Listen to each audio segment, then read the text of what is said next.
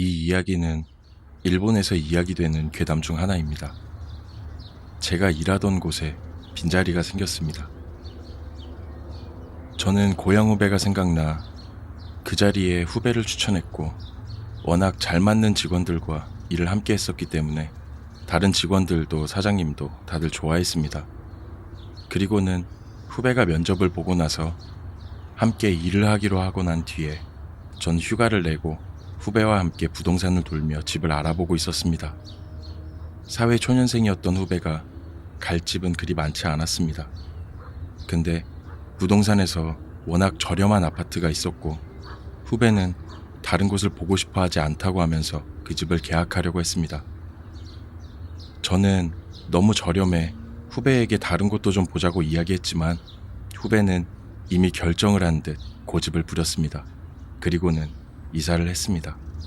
그렇게 짐을 챙겨주고 저는 집에 왔습니다.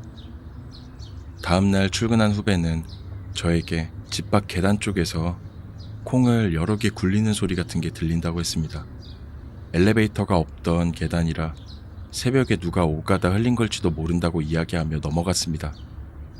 근데 느낌이 좋지는 않았던 것 같습니다. 후배에게 이야기를 해도 후배는 자기에게 무슨 일이 생긴 거 아니니 걱정하지 말라고 이야기를 건네고 있었습니다. 그리고 그 다음 날에도 그 소리가 들려왔다고 했습니다.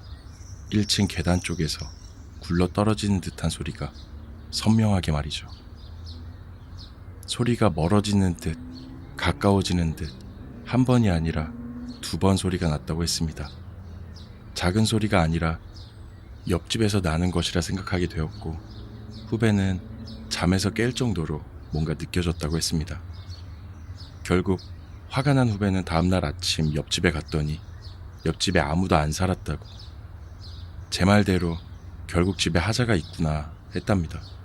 그 뒤 관리실에 전화를 했고, 관리실에서는 부동산에 연락해보라는 식으로 이야기를 했답니다.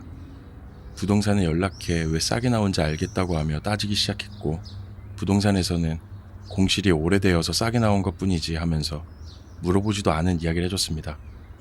다른 층은 계단이 14개인데 1층에서 2층으로 올라가는 계단만 13계단이라고 이야기를 했습니다.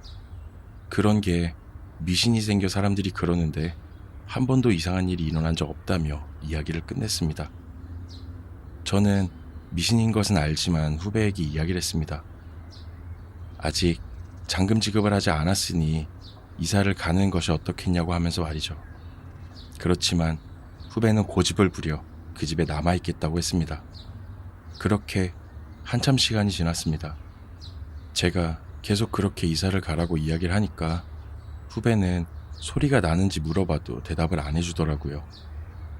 그러던 이사 간 지 13일째 되던 날 아침 일찍 후배에게 전화가 왔습니다. 후배는 다급한 목소리로 저에게 콩소리가 아니라 사람 발자국 소리예요 라는 말을 했습니다. 한 명이 아니라 여러 명이라며 이야기를 했습니다.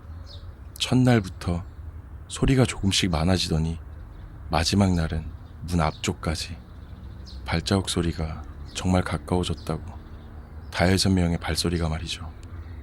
더는 하루도 살지 못하겠다며 이사를 가고 싶다고 이야기를 했습니다. 정말 덜덜 떨면서 이야기를 하더라고요. 저는 바로 알겠다고 하고 출근을 해서 친한 직원 몇 명이랑 함께 이사를 도와주기로 약속까지 했습니다. 그날 저녁 엄청 불안해하는 후배를 데리고 부적까지 샀습니다. 부적을 계단에 붙이고 나서 직원 한 명과 같이 후배 짐 싸는 것을 도와주고 나서 저희는 집으로 가고, 후배는 그 집에서의 마지막 날을 맞이하게 되었습니다. 그리고 그 다음 날 14일째 아침 후배에게 전화가 왔습니다. 아무 말도 하지 않고 으윽 하는 소리만 반복하는 후배. 저는 놀라 119에 전화를 하고 후배의 집으로 출발했습니다. 다행히도 후배에게 큰일은 없었고, 후배는 질식으로 인해서 위험할 뻔했지만 다행히 잘 퇴원했습니다. 후배의 질식을 유발했던 건 다른 것이 아닌 부적이었습니다. 어떻게 그게 후배의 목 속에 걸리게 되었는지 정확하게 알 수는 없었지만, 후배는 그 일 이후 회사를 그만두고 고향으로 가게 되었습니다. 그 뒤 고향에서 후배를 만났지만 후배는 그 이야기하기를 원하지 않더라고요.